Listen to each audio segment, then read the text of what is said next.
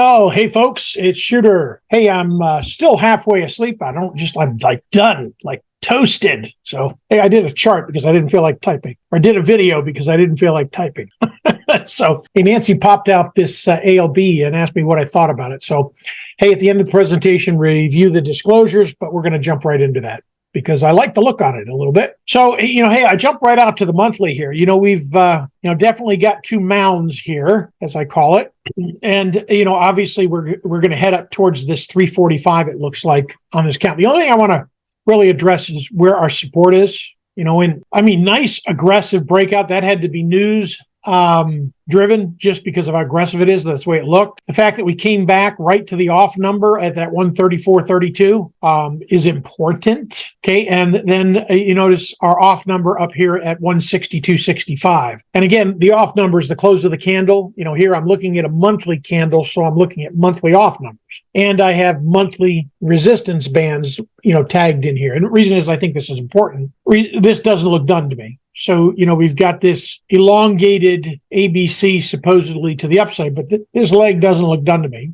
And let me just, I see that ABC there, so in a nutshell, we closed below that 162.65, I'd be out. But that's quite a ways down off that 182. So let me come down to the weekly for a second. And, so we have this leg that, obviously this was the count in other words, it's an alternative count. It's not the actual count. So the count suggests that we're heading up towards that 345. So really, until we get back above the 50-day, technically, we shouldn't take the trade. However, we do have decent divergence on the longer time frame, as far as that base that I pointed out on the monthly. So this 171.82 is a primary wave setup. Excuse me, not short. I might have just jinxed the trade right there by doing that. All right, so we have a weekly trigger. So on our breakout above that prior high of that weekly trigger, which we've already popped our head above the breakout line, then I would be much more aggressive there to the upside at a breakout of 233.74. And then,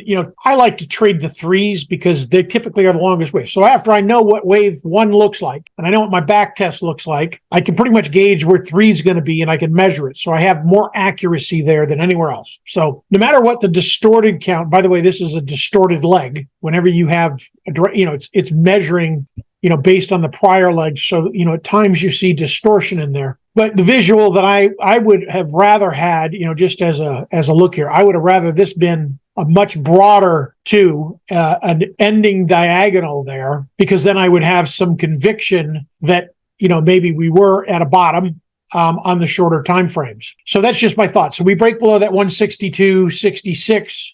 That would be my stop. And at this point, I would probably just target the 188 range, or sell some cash secured puts right at the 200-day and roll with that. If it gets put to you, then you need to make a decision whether you're going to hold those, because if we're all going to break down, that's going to be some heat to the downside. 84 is going to be hot. That's going to be hard to hold down there. So, but that's my thought on ALB. Great trading. Until next time.